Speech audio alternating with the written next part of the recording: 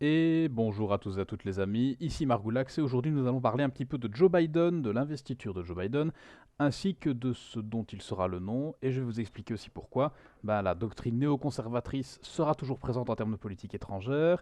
On va parler aussi un petit peu de notre avenir économique en fonction du changement de majorité aux États-Unis, de l'avenir politique de Donald Trump, on va continuer un petit peu le chapitre car il y a eu quelques nouvelles par rapport à cela, et aussi de la déception qu'aura été Bernie Sanders dans toute cette campagne américaine. Alors, le discours d'investiture de Joe Biden. Alors, ce fut un discours très attendu, bien évidemment, étant donné que ça prenait la succession de Donald Trump, donc on s'attendait clairement à un changement de style, et c'est vrai qu'on l'a eu. Alors, changement de style, pourquoi? Car déjà, on a eu le retour du showbiz en politique, avec toutes les petites stars qui sont venues faire aller leurs petits minois et leurs belles petites robes lors de l'investiture. Mais aussi, j'ai constaté dans le discours de Joe Biden, en fait, la meilleure stratégie, je pense, en termes de rhétorique, aurait été justement d'essayer d'apaiser les tensions qu'il y a eu dans le pays, car après avoir connu des choses et des événements comme ne serait-ce que Black Lives Matter, puis après la prise du Capitole, puis après les dénonciations de fraude et tout ça de Donald Trump, il aurait été plus stratégique pour Joe Biden d'essayer d'un petit peu ménager, comme on dit, ménager la chèvre et le chou, et par conséquent essayer d'un petit peu mobiliser l'électorat et de reconnaître que l'électorat trumpiste constitue l'Amérique, constitue une grande partie de l'Amérique, et que par conséquent, ces électeurs, il en sera aussi le président. Donc il aurait peut-être dû, dans son discours, les reconnaître et avoir une rhétorique un petit peu du style laissez-moi faire mon mandat et faire mes preuves, et puis nous verrons bien comment cela se passera. Plutôt que de. Parce que ce qu'il a fait, il les a clairement ignorés, en fait. Joe Biden ne s'est pas gêné d'ignorer quasiment une moitié de l'Amérique. Ce qui est un peu dommage, car pour moi, je trouve que c'est une erreur rhétorique et une erreur pour à peine le début de son mandat. Je parlais d'un retour de showbiz en politique, et bien évidemment, on a reçu aussi les trois mousquetaires, moi je les appelle comme ça, c'est-à-dire CBO, donc Clinton, Bush et Obama.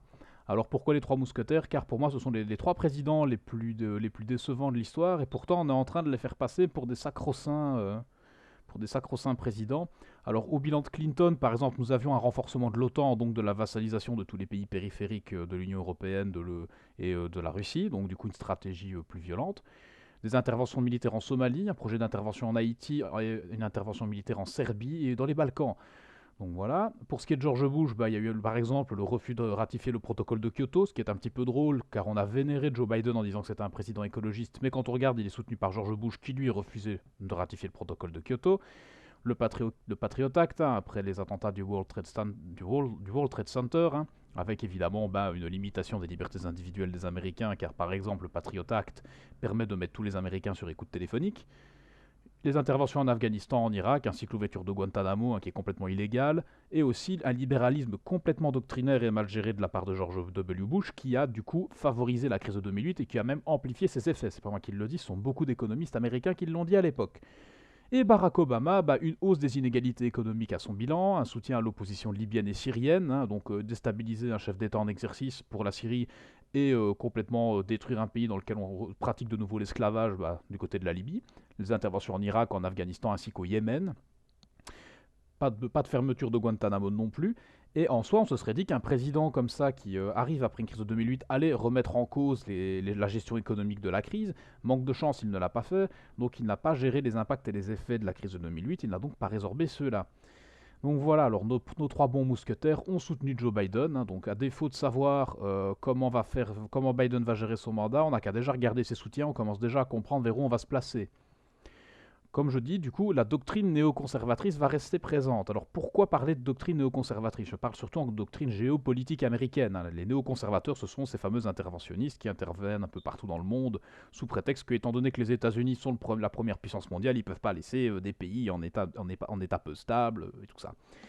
Et il y a une autre arme dans ce combat-là, dans ce combat américain pour la paix, on va dire, pour être un peu poli. Ça s'appelle USAID. Alors, quelle est donc USAID? C'est l'agence de développement américaine, en fait, du coup. Alors, USAID va changer de patron, évidemment, vu que comme à chaque nouveau mandat de président, enfin, chaque nouveau président, on change le patron d'USAID. Et là, ça va être Samantha Power. Alors, Samantha Power, elle était notamment ambassadrice au Conseil des Nations Unies pour les États-Unis. Alors, Samantha Power, elle a soutenu les interventions en Syrie et en Libye, elle a toujours été très interventionniste dans ses prises de position quand elle conseillait Barack Obama notamment, donc voilà, ça donne très bien.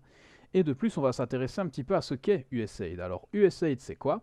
Selon l'ONG Les Amis de la Terre, par exemple, les autorités américaines utiliseraient la faim dans le monde à des fins commerciales et politiques au bénéfice de grosses industries agroalimentaires, notamment par le biais de l'USAID pour livrer du maïs transgénique dans les pays d'Afrique. Premièrement.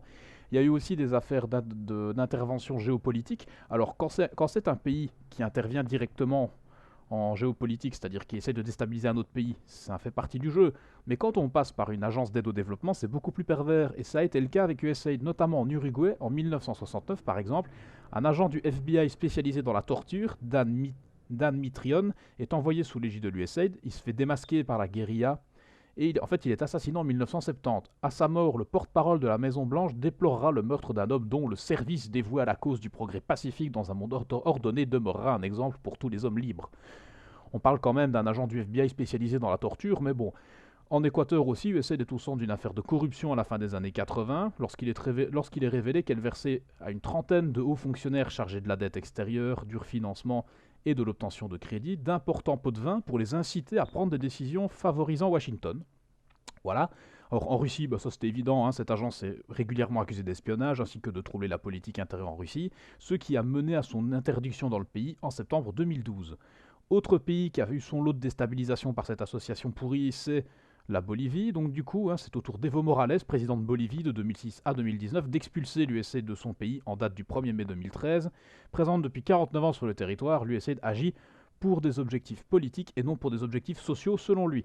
Et selon des informations qui ont été dévoilées par Wikileaks, USAID a versé 4 millions de dollars en 2007 à des organisations séparatistes pour déstabiliser le gouvernement bolivien.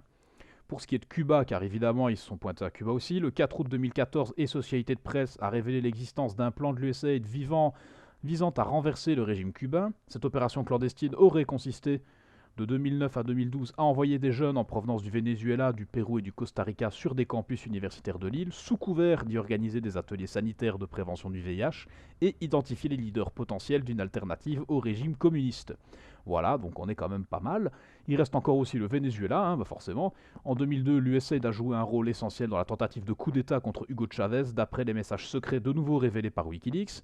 L'ambassadeur américain au Venezuela, William Braunfeld, explique dans une note diplomatique de 2006 que les activités essentielles de l'USAID consistent à renforcer les institutions démocratiques, pénétrer la base politique du régime, diviser le chavisme, protéger les intérêts vitaux des États-Unis et isoler Chavez internationalement. Donc on est censé toujours être sur une association d'aide au développement, mais qui fait quand même pas mal de politique.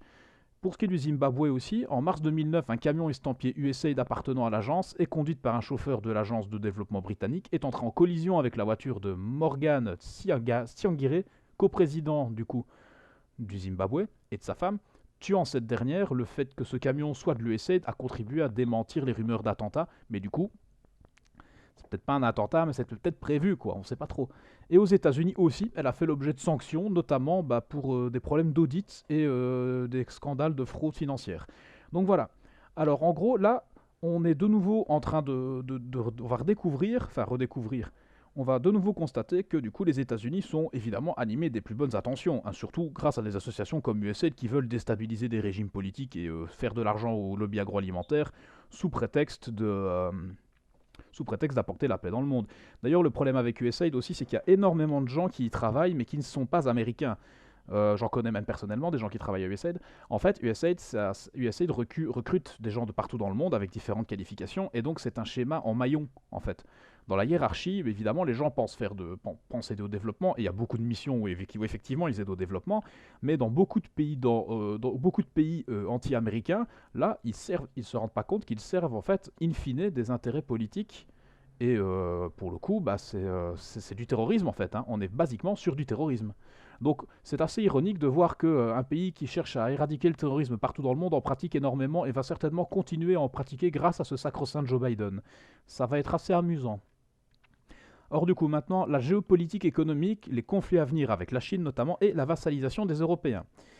Il faut savoir que la Chine va redevenir un empire. Désolé pour ceux qui ne le voulaient pas, ou qui ne le voudraient pas ou ne le souhaiteraient pas, mais c'est dans son histoire. Cycliquement, elle redevient un empire. La Chine prévoit de dépasser les États-Unis d'ici 2049. Alors certains disent que c'est un objectif extravagant, moi je pense pas du tout. Parce qu'en plus, possédant la plupart des terres rares dans le monde, donc ils ont un avantage déjà en termes de production, Ils sont aussi en train de pratiquer un néocolonialisme 2.0 qui est absolument effarant, que ce soit au Cameroun ou sur tout le continent africain, avec des ports en eau profonde et tout ça, et où ils engagent uniquement des Chinois pour justement nourrir leur population, machin. Enfin, en gros, ils ont vraiment un plan de bataille économique complet que nous, on n'a pas. Donc ils vont arriver à battre les États-Unis, je pense, de ce point de vue-là. Et d'autant plus que maintenant, ils sont en train de faire un retour sur la consommation interne. C'est-à-dire qu'après être devenu l'atelier du monde, la Chine s'est rendu compte qu'il faudrait peut-être aussi s'occuper de sa population et que c'était les consommateurs d'avenir. Ils sont les plus nombreux en termes de population, donc par conséquent, ça représente un réservoir de consommation et du coup de croissance économique qu'on n'a pas chez nous. Et donc du coup, ils ont autorisé les voyages à l'étranger par exemple, et un autre côté aussi, c'est vu qu'ils favoriseront la consommation interne, donc le poids du yuan dans l'économie globale, ça va aussi leur permettre en finalité de sortir de l'économie du dollar, notamment aussi parce qu'on appelle un étalon or russo-chinois qu'ils sont en train d'essayer de mettre en place avec des accords avec la Chine. N'oublions pas non plus que la Chine se permet complètement d'exercer des transactions internationales avec sa propre monnaie et pas avec le dollar. Donc pour le coup, les Américains sont pas trop à l'aise avec la Chine pour le moment et on devrait aussi un petit peu se méfier. Pour ce qui est de l'Union européenne, on va certainement, je pense, se manger un retour du TAFTA, ou peut-être pas tout de suite, mais un TAFTA bis. Pourquoi? En juger par les déclarations notamment de Charles Michel et de Ursula von der Leyen qui appelaient à un nouveau pacte transatlantique, alors je sais pas pour ceux qui avaient vu les avantages du TAFTA, il n'y en avait aucun. On se faisait complètement flinguer économiquement parce que les Américains n'ont pas les mêmes normes de production que chez nous, n'ont pas les mêmes normes d'hygiène, n'ont pas les mêmes normes industrielles et forcément sont aussi avantagés par un effet de prix étant donné que l'euro structurellement est une monnaie plus forte que le dollar, donc par conséquent leurs biens risquent d'être moins chers, donc par conséquent, enfin voilà, effet de concurrence économique. Donc on aurait été dans la merde par rapport au TAFTA, mais on va quand même nous le ressortir avec l'arrivée de Biden. De plus, il y a l'OTAN aussi qui risque de reprendre du service, parce que quand on pense à certaines déclarations de Joe Biden, ce fameux je m'occuperai des Castros et des Poutines de ce monde, déjà ça démarre très mal. Et quand on regarde aussi les petits délires complotistes qu'on a de Clinton et de Nancy Pelosi, je pense notamment au fait qu'elles avaient attribué à Vladimir Poutine la prise sur le Capitole, je pense que l'OTAN va reprendre du service dans sa stratégie d'isolation de l'espace vital de la Russie et que ça risque de poser problème aussi de ce point de vue-là. Alors, après avoir fait ce petit tour d'horizon sur Biden, on va un petit peu parler de Donald Trump, car il y a un petit peu d'actualité. Alors on pourrait le voir comme étant un homme de l'ombre pour l'instant, parce qu'en fait, par exemple, selon The Guardian, il était en train de fonder un parti politique qu'on allait appeler le Parti Patriote ou le MAGA, donc Make America Great Again. Le problème étant qu'il y a eu des PACs, donc des fonds de collecte politique qui ont été créés, soi-disant pour financer tel parti de Trump ou quoi. Le problème, c'est que tout le staff de campagne de Trump a démenti, a dit que c'était pas prévu et que c'était pas de leur chef. Mais ce qui est certain, c'est que stratégiquement, si Trump créait un parti ou continuait à être actif en politique, ce serait aussi pour décourager les sénateurs républicains de valider sa destitution, ce qui lui permettrait de se représenter. Et d'autant plus, il est vrai que ce qu'on appelle le Trumpisme a un avenir en politique, car il est le vecteur de la vague interventionniste économique qui souffle sur le monde économique pour le moment. Et donc c'est vrai que ce soit un média ou un parti politique, la ligne politique qu'il représente sera présente aux États-Unis et ne bougera pas avant, à mon avis, je pense, une bonne dizaine d'années. Pourquoi? Car on a remarqué que cette ligne économique que l'on considérait comme étant inefficace, que l'on considérait comme étant dangereuse, en fait, elle fonctionne. Et on voit que c'est même une ligne d'avenir en soi. Donc, d'un côté, c'est vrai que ce serait un peu dommage que Trump le laisse tomber cela, et je pense qu'il se rend bien compte que, en plus, il a même élargi sa base électorale aussi. Il a coopté beaucoup plus de minorités ethniques que ce qu'on pensait. Il a même, en fait, le seul électorat, sociologiquement, le seul électorat dans lequel il a perdu des voix, c'est le fameux homme blanc, tant décrié pour l'instant. Donc voilà, Trump, je pense qu'il a encore beaucoup d'avenir. Son seul problème, ce sera, s'il compte se représenter, ça va se poser pour deux points. Soit il va se présenter par le truchement du Parti républicain et donc du coup il va devoir reproduire le piratage entre guillemets qu'il a fait du Parti républicain en se présentant à la primaire. Le souci étant que le Parti républicain a son lot de personnalités qui attendent leur tour. Je pense notamment, ne serait-ce que Ted Cruz par exemple, qui a quand même pas mal brillé aussi ces derniers temps en politique. Il y a pas mal de ténors du Parti républicain qui vont essayer de se relancer. Peut-être même aussi Mike Pence, qui s'est désolidarisé de Donald Trump pendant la fin du mandat et qui, je pense, pourrait clairement se représenter en politique si son âge lui permet et si le temps lui permet, car il serait capable de le faire. En tout cas, je pense qu'il a les épaules pour le faire. Donc je pense qu'il y a déjà ne serait-ce que Ted Cruz et Mike Pence au Parti républicain face à Trump, ça risque parfois peut-être de poser un problème. Et l'autre problème aussi, c'est s'il compte passer par un tierce parti, donc se présentant en tant qu'indépendant, comme on appelle ça aux États-Unis. Le problème étant, enfin pas indépendant du coup, qui sera étiqueté par un parti, mais si on sort du système bipartite aux États-Unis, on est quasiment sûr de ne pas se faire élire. C'est très compliqué car le système ne s'y prête pas. Les temps de médias, d'allocution, etc. sont déjà tellement verrouillés pour les deux partis. En imaginant, déjà, quand Trump était représentant du Parti républicain en tant que président, il a réussi à se faire censurer par les GAFA, à se faire censurer par les journalistes et toutes ces choses-là. Imaginez s'il se présente en tant qu'indépendant ou dans un tierce parti, ça va risquer de poser beaucoup de problèmes politiquement. Il va vraiment avoir du mal d'avoir un accès aux médias. D'où peut-être, du coup, est-ce qu'il va faire une stratégie de synergie en créant et son média et son parti? Ce serait pas mal. Après, bon, reste à voir ce que ça donnera, mais la stratégie, en tout cas, elle peut être efficace. Alors, autre troisième homme qu'on aurait pu voir dans cette élection, c'était le fameux Bernie Sanders, hein, qui est devenu un mème maintenant avec ses petites moufles. Alors, Bernie Sanders, ceux qui le voyaient comme le troisième homme sauvant le pays, en fait, ils seront sûrement déçus, étant donné qu'il s'est complètement soumis à Joe Biden, déjà. Il reste quand même plutôt néoconservateur en géopolitique, hein, on l'appelle quand même, je crois que c'est Bernie Bombers ou un truc comme ça, Bomber Bernie ou un truc comme ça, quand on regarde tous les votes qu'il a validés pour bombarder les pays, quand il a parlé même dans sa campagne, et dans certaines de ses déclarations plus anciennes, qu'il était pour un interventionnisme politique plus poussé, voilà, on sort pas tellement de la ligne néoconservatrice américaine non plus. Et moi ce qui me choque aussi, c'est que cet homme, qui se fantasmait, qui se vantait comme étant un grand espoir politique pour les États-Unis, pour la jeunesse et pour les minorités, a quand même pas hésité à se coucher pour tenter d'obtenir un ministère du Travail. Le type s'est complètement couché politiquement, dès le départ. À la primaire démocrate, il avait potentiellement encore moyen de gagner, même si statistiquement c'était fort peu probable. Il n'a pas continué sa campagne. Sous prétexte de crise du Covid, il s'est rangé derrière Joe Biden. Donc voilà, les jeux de partis politiques, Bernie Sanders n'y est pas étranger. Ceux qui le fantasment comme étant une espèce d'indépendant, non, c'est n'importe quoi. Il n'a jamais été indépendant, Bernie Sanders. Il est dans le sérail du Parti démocrate depuis des années et il y végète depuis des années. Donc voilà, malheureusement, je pense que c'est devenu un gauchiste de salon, en fait. C'est vraiment l'extrême gauche de salon, quoi. L'extrême gauche feutrée qui ne veut choquer personne, qui veut rester dans la logique du parti, qui veut continuer à soutenir Joe Biden, qui veut continuer à soutenir les Clinton. Donc voilà, Bernie Sanders, pour moi, la plus grande déception de ces élections américaines, honnêtement. J'y plaçais quelques espoirs en termes de rhétorique politique, mais voilà, m'a complètement déçu. Et alors, autre point, et non des moindres, ils ont un point commun entre Biden et Bernie Sanders, il y en a un fameux, c'est la validation des nouvelles théories de sciences sociales. Alors qu'est-ce que j'appelle les nouvelles théories de sciences sociales? Ce sont notamment toutes ces théories sur le privilège blanc, qu'ils ont reconnu dans leur rhétorique l'un comme l'autre. Sanders tout le long de sa campagne, et aussi Joe Biden un peu pendant sa campagne, mais beaucoup plus après, pendant ses prises de parole, notamment quand il expliquait qu'il allait favoriser les entreprises gérées par des personnes racisées dans le système du plan de relance et tout ça. Alors premièrement, je ne savais pas qu'être racisé c'était une compétence professionnelle, mais voilà, apparemment c'est le cas. Moi j'avoue que je serais peut-être parfois un petit peu gêné de vivre ce racisme inversé, où en gros on me donne quelque chose juste parce que je suis racisé. Enfin je veux dire, moi je trouverais ça un peu choquant. Donc il y a ça. Certains sont un peu choqués, notamment certains puritains de chez nous sont choqués sur le fait qu'il ait nominé une ministre trans. Bon, à vrai dire, moi je m'en fous un peu. Je vois pas trop où est le problème en soi, on s'en fout de l'identité de genre des ministres, tant qu'ils font bien leur taf. Honnêtement, ils se considéreraient même comme étant des arbres, je vois pas où est le problème, à part pour l'image à la rigueur. S'ils se considéreraient vraiment comme étant un arbre, ce serait un problème d'image. Une personne transsexuelle, ça existe depuis des années, hein. Je veux dire, c'est pas un truc choquant. Bon, en tout cas, ça me choque pas spécialement. Mais bon, après, je peux comprendre que tout le monde n'ait pas la même sensibilité. Et donc, du coup, il y a ça. Donc il y a ça, et il y a d'autres points aussi sur lesquels on attend Joe Biden au tournant. Son fameux plan de relance qui, au moment où je tourne cette vidéo, peine à se faire valider par le Sénat. Et d'autres choses aussi. J'avais vu pas mal de gens expliquer qu'en politique intérieure, Joe Biden n'allait peut-être pas changer grand-chose en termes d'économie.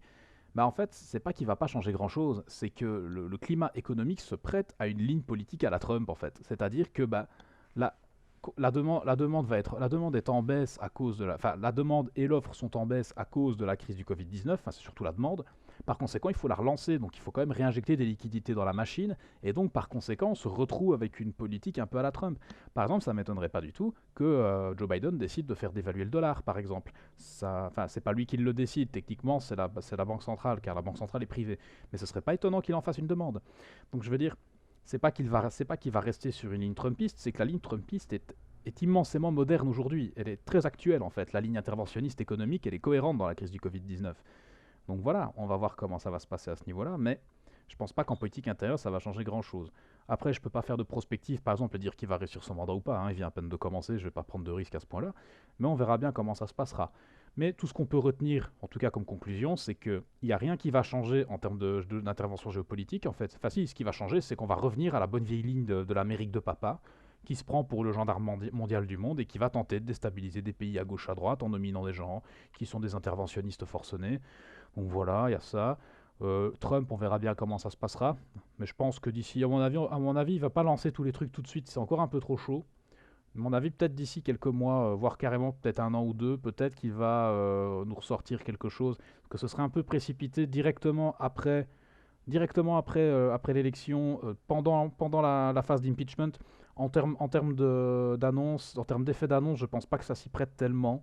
Donc à mon avis, on en saura plus d'ici quelques mois. D'ici là, à mon avis, ce sera vraiment la fin de la procédure d'impeachment qui va vraiment faire pivoter l'avenir de Donald Trump. Est-ce qu'il va rester un sociétaire qui ne peut pas se présenter aux élections et qui va du coup peut-être rester chef de médias ou qui va se retirer de la politique et voilà. Ou alors est-ce qu'il pourra se représenter et si son âge lui permet, est-ce qu'il va se représenter après s'il n'est pas destitué?